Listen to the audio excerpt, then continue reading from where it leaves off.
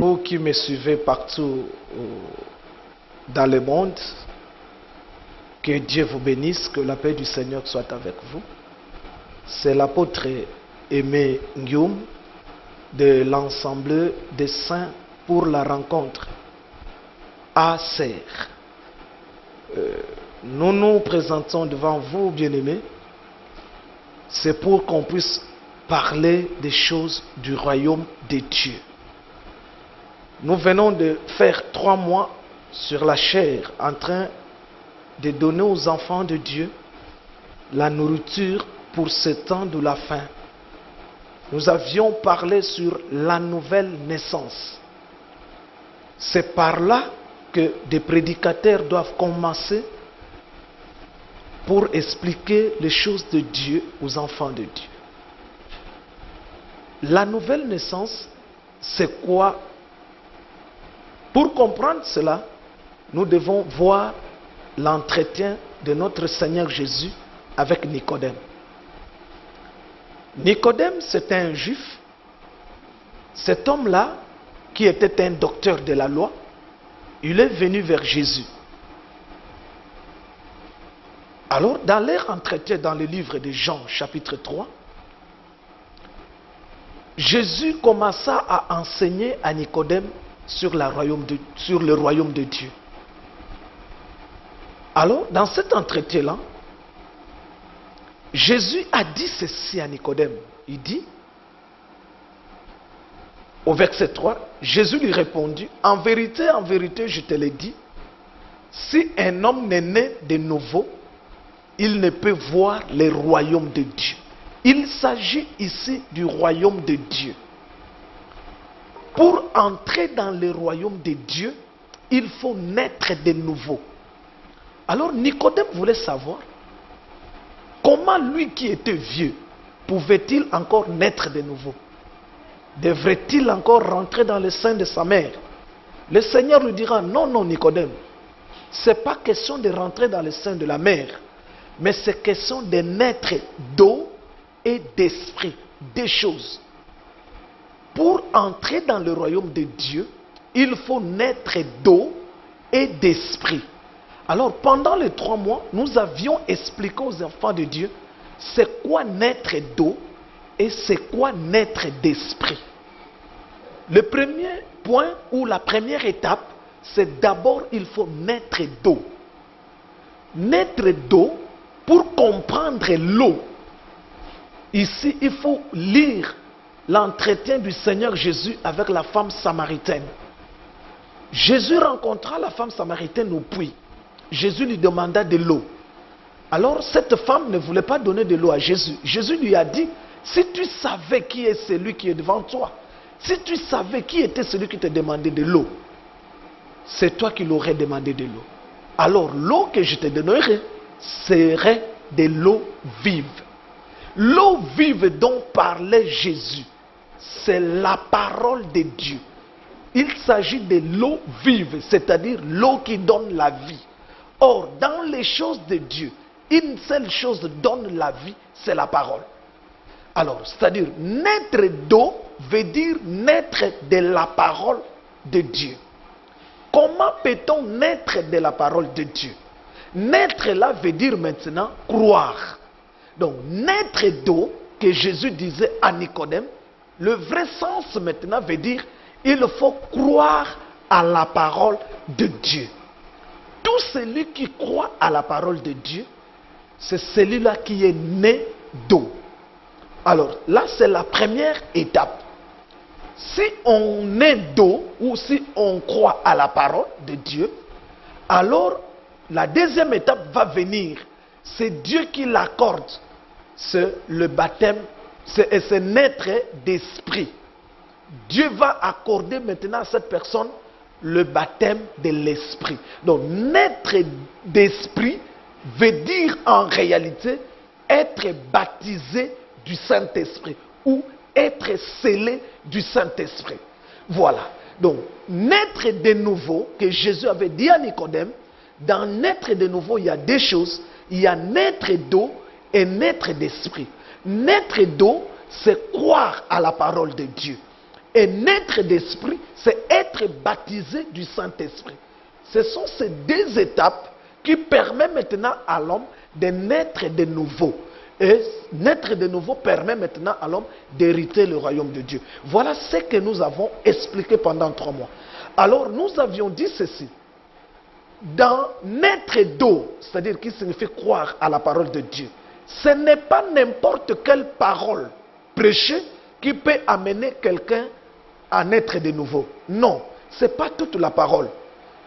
La seule parole qui amène quelqu'un à naître de nouveau, c'est la prédication de la croix. C'est pourquoi quand vous lisez l'apôtre Paul dans le livre de 1 Corinthiens, chapitre 1er, verset 18, vous allez voir l'apôtre Paul, je m'excuse, l'apôtre Paul est en train de dire ceci. Il dit, nous prêchons Jésus-Christ crucifié. Donc, il parle de la prédication de la croix. Il n'y a que la prédication de la croix qui peut sauver l'homme. Il n'y a que la prédication de la croix, le message de la croix. Si quelqu'un croit cette parole de la croix, il n'y a que cette parole-là qui peut sauver cette personne-là. Mais chose que nous regrettons aujourd'hui, beaucoup de prédicateurs ne prêchent plus la croix. Le message de la croix n'est plus prêché. Pourquoi seulement le message de la croix? Oui, ça c'est une question qui mérite d'être posée. Le message de la croix, parce que c'est à la croix que Jésus a tout accompli pour l'homme. C'est parce que c'est à la croix que Jésus a sauvé l'homme. Le message de la croix, c'est parce que c'est à la croix que Jésus a accordé à l'homme ce que l'homme avait manqué depuis l'Éden. C'est-à-dire ce que l'homme avait perdu. Voilà, le verbe c'est perdre. La croix vient donner à l'homme ce qu'il avait perdu en Éden. Voilà, la croix c'est le lieu où nous sommes sauvés. C'est pourquoi le message de la croix, c'est le message que nous devons prêcher aux enfants de Dieu. Quand ils vont croire à ce message-là, là ils seront sauvés, ils vont naître de nouveau. Alors, à la croix, qu'est-ce que Jésus a fait à la croix? Nous avions dit ceci. La première des choses que Jésus a accompli à la croix, la première des choses que Jésus a donné à l'homme, c'était le pardon des péchés. Avant la mort de Jésus, avant que Jésus ne vienne, il y avait le péché qui régnait. Et la parole de Dieu dit que le salaire du péché était la mort. Et celui qui détenait le pouvoir de la mort, c'est le diable. C'est-à-dire, il y a 3 ennemis. Il y a le péché, il y a la mort, et il y a le diable qui détient le pouvoir de la mort. Alors, Jésus est venu pour nous délivrer du péché. Donc, celui qui est délivré du péché, il est aussi délivré de la mort, il est aussi délivré du diable. Alors, celui qui avait le pouvoir de nous délivrer du péché, c'est Jésus-Christ, le Fils de Dieu. Alors, il est mort à la croix. Par sa mort, il a pardonné le péché de l'humanité.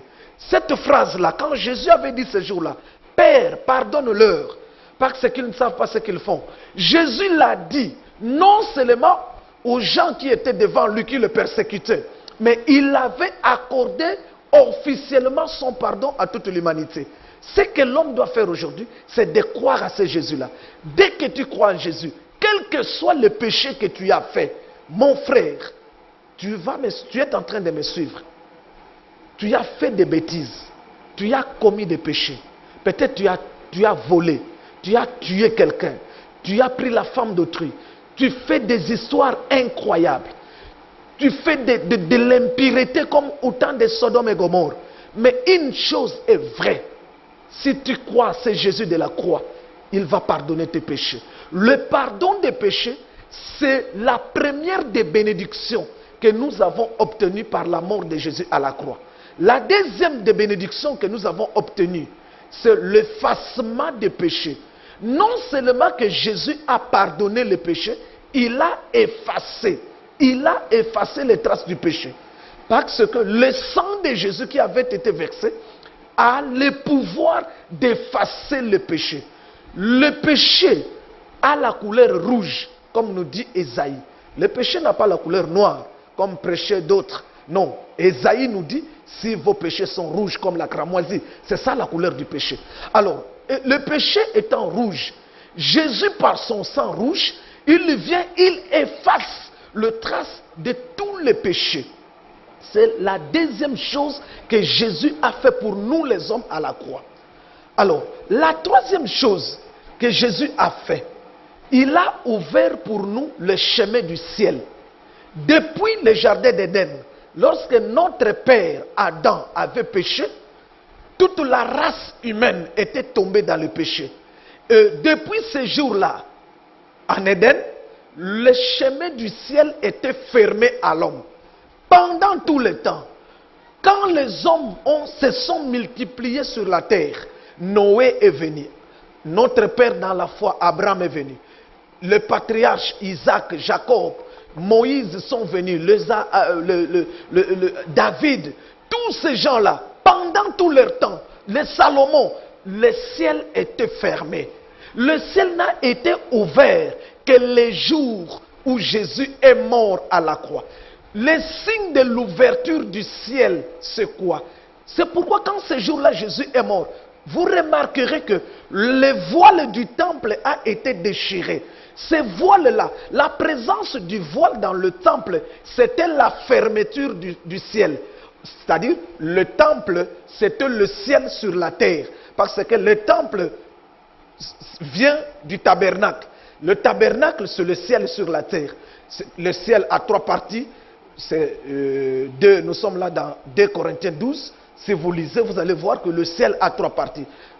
Un autre prédicateur disait que le ciel a 7 parties. Non, le ciel a 3 parties. C'est pourquoi le tabernacle dont Dieu donna à Moïse dans le désert, étant le ciel sur la terre, parce que Dieu lui avait dit, tu le feras selon le modèle. Le modèle du tabernacle, le vrai tabernacle, c'est le ciel. Moïse l'avait fait en 3 parties.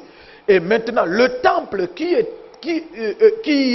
la suite du tabernacle était divisé aussi en 3 parties. Le parvis, le lieu saint et le saint de saints. Maintenant, vous allez voir que Dieu avait ordonné à Moïse, dans le tabernacle, là nous sommes encore dans le désert, et que le lieu saint et le saint des saints soient séparés par le voile.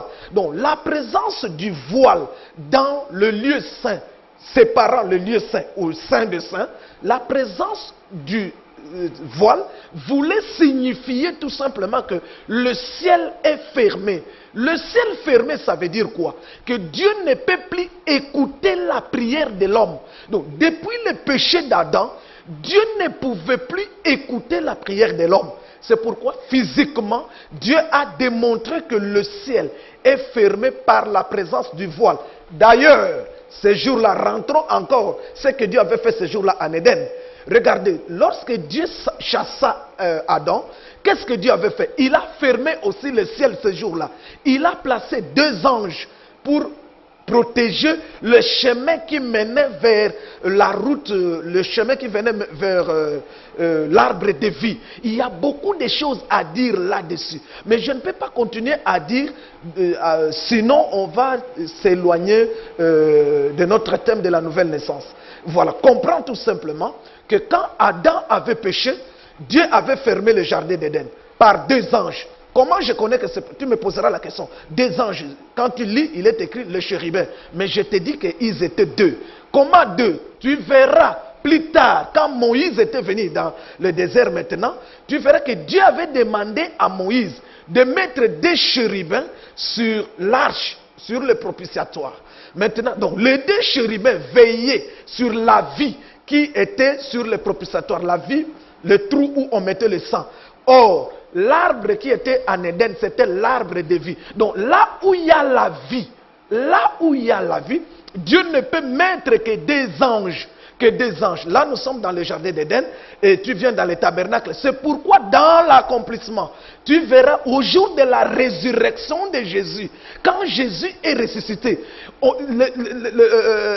quand les gens sont venus pour voir, la Bible dit qu'ils ont regardé Ils ont vu des anges. Il y avait des anges. Donc là, c'est une parenthèse, on la ferme.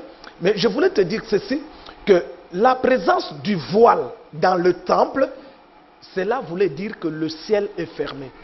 Le ciel fermé veut dire Dieu ne pouvait plus écouter la prière de l'homme. Pourquoi? À cause du péché. Maintenant, à la croix de Golgotha, comme Jésus a pardonné le péché, comme Jésus par son sang, il a effacé le péché, maintenant le ciel était ouvert. C'est pourquoi le voile du temple ne pouvait plus rester intact, ça devrait se déchirer physiquement. Ce qui avait déchiré le voile, je voulais dire à quelqu'un que c'était la puissance du sang de Jésus versé à la croix. Voilà, en Jésus-Christ, tu dois être rassuré. Dès que tes péchés sont pardonnés, dès que tu crois en Jésus, il pardonne tes péchés, il efface les traces de tes péchés et il a ouvert pour toi le chemin du ciel. Tu peux demander à Dieu et Dieu va t'exaucer. Il n'y a que Jésus qui nous fait approcher de Dieu. Ce n'est que par Jésus seul que nous nous approchons de Dieu. En dehors de Jésus, en dehors de l'œuvre de la croix, il n'y a rien. Les gens peuvent raconter tout ce qu'ils veulent dans le monde. Les gens peuvent dire tout ce qu'ils veulent. Mais la réalité est que si on croit en Jésus, les péchés sont pardonnés. Si on croit en Jésus, les péchés sont effacés. Si on croit en Jésus, on est connecté avec Dieu. Dieu exauce la prière. En dehors de Jésus, il n'y a rien, mon bien-aimé. Je t'invite à croire à Jésus. Si tu crois déjà à Jésus, persévère dans ce Jésus. Tu as fait un bon choix. Mon frère, n'hésite pas, ne doute pas, n'aie pas peur des gens. Jésus, c'est le bon choix que tu as fait dans ta vie. Alors toi qui n'as jamais cru en Jésus, je t'invite, mon frère, crois ce message. Il n'y a que Jésus qui pardonne le péché. Dieu a tout accompli pour l'homme en Jésus. Et c'est Jésus, c'est celui-là qui est monté à la croix. Voilà les trois choses que Jésus a fait de merveille. Quatrième chose que nous avons expliqué aux enfants de Dieu. Il a fait une chose incroyable. Incroyable, mes bien-aimés. Je vais dire à quelqu'un ceci.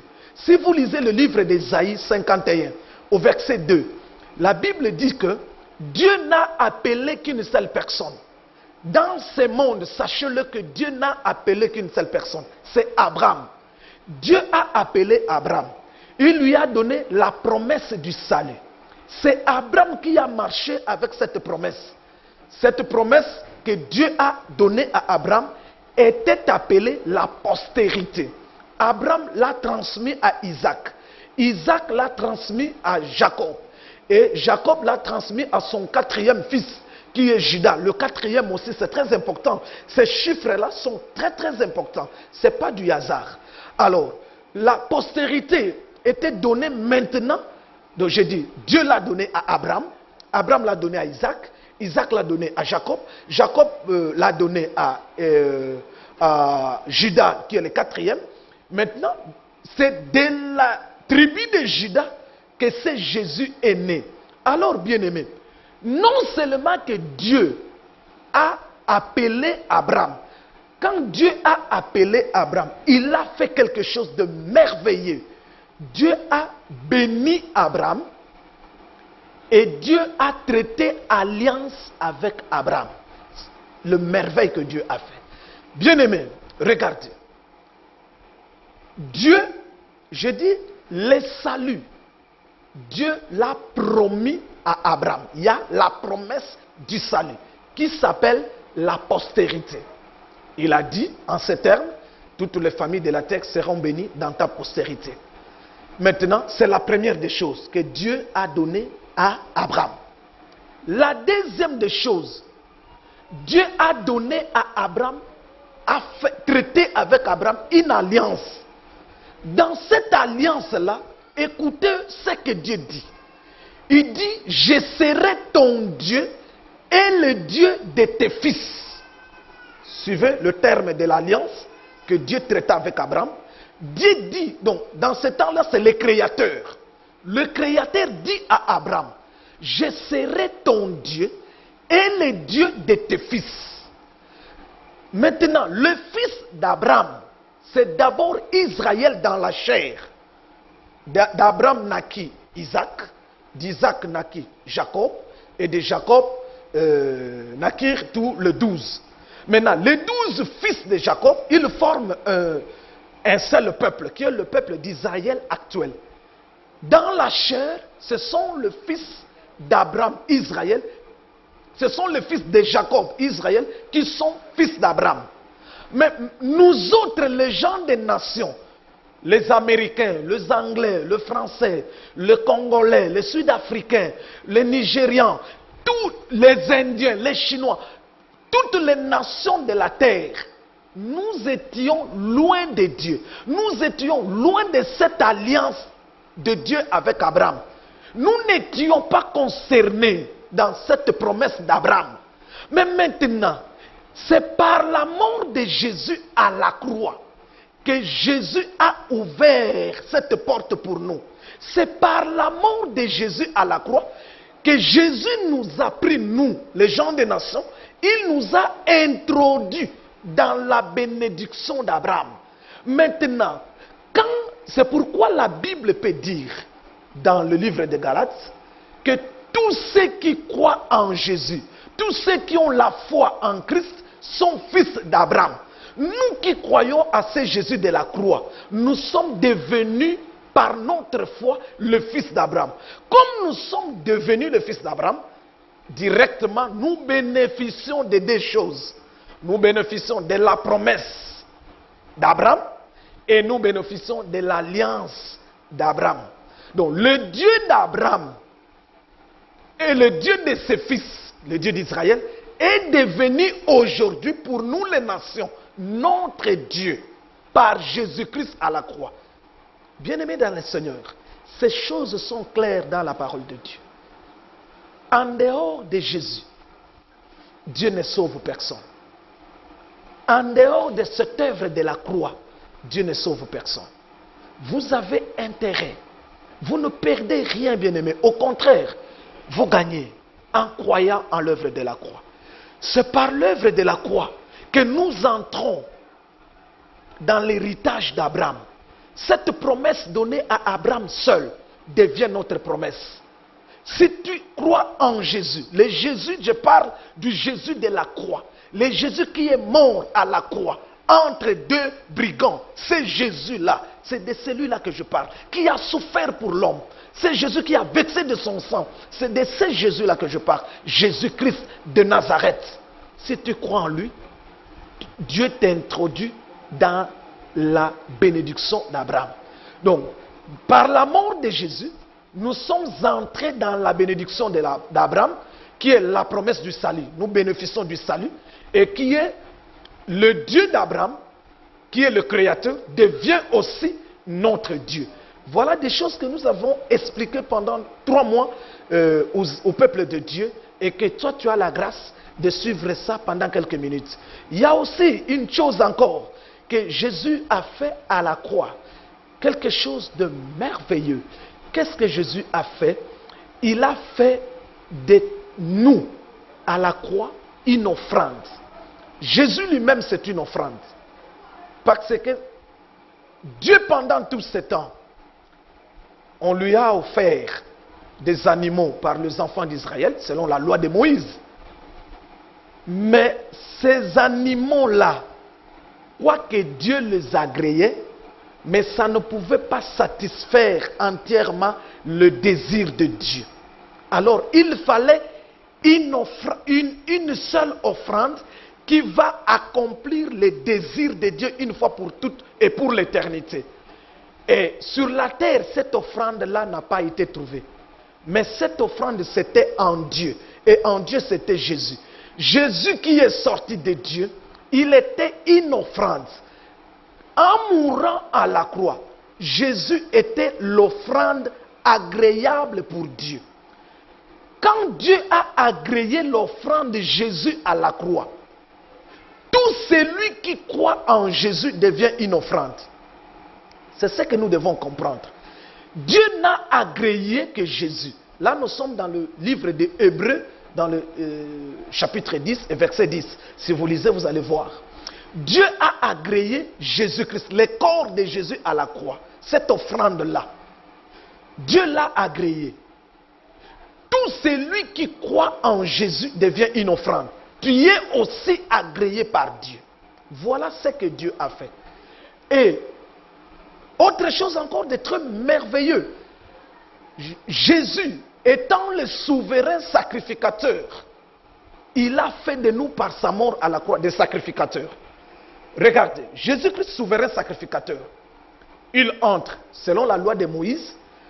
Tout souverain sacrificateur qui entrait dans le lieu très saint une fois l'an devrait avoir entre ses mains le sang de l'offrande, le sang qui venait de l'offrande.